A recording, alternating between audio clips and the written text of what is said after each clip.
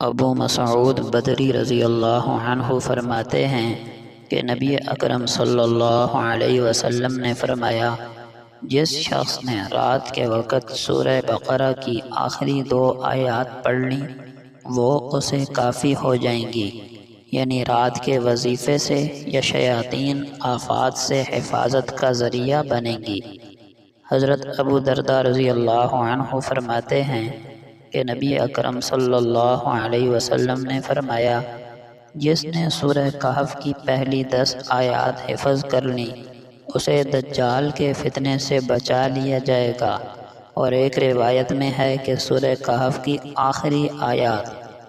ایک فقہی مسئلے کا بیان، وضو کرنے کی حالت میں یا وضو کرنے کے بعد اگر وضو کے استعمال شدہ پانی کی چھینٹیں وغیرہ جسم یا کپڑے وغیرہ پر گر جائیں تو اس پانی سے جسم یا کپڑا ناپاک نہیں ہوتا۔ ایک قیمتی نصیحت کا بیان، ہمارے معاشرتی معاملات میں کثرت سے صادر ہونے والے کبیرہ گناہ یہ ہیں: غیبت یعنی پیٹھ پیچھے کسی کی ایسی برائی بیان کرنا جو اس میں موجود ہو، تکبر اپنے آپ کو دوسروں سے بڑا سمجھنا، بہتان کسی کی ایسی برائی بیان کرنا جو اس میں موجود ہی نہ ہو، تعصب ناحق اپنی قوم کا ساتھ دینا اور اپنی قوم کو سب سے بہتر سمجھنا، جھوٹ ایسی بات کرنا یا خبر دینا جو حقیقت کے خلاف ہو، دھوکہ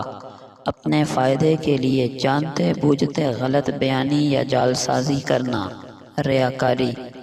دکھلاوے کے لیے نیک عمل کرنا، ٹوہ میں رہنا یعنی کسی کی سرگرمیوں پر نظر رکھنا اور جاسوسی کرنا، حسد کسی کے پاس موجود کسی نعمت پر جلنا اور پریشان ہونا، سازش کسی کو نقصان پہنچانے کے لیے منصوبے بنانا، بدگمانی کسی کے بارے میں کوئی برا خیال یا بری رائے قائم کرنا، والدین کی نافرمانی، ماں باپ کا کہا نہ ماننا، ان کی قدر نہ کرنا، انہیں تکلیف پہنچانا، تمسخر کسی شخص یا قوم وغیرہ کا مذاق اڑانا، قطع رحمی رشتے ناطے توڑنا، مسلمان سے بات چیت بند کر دینا،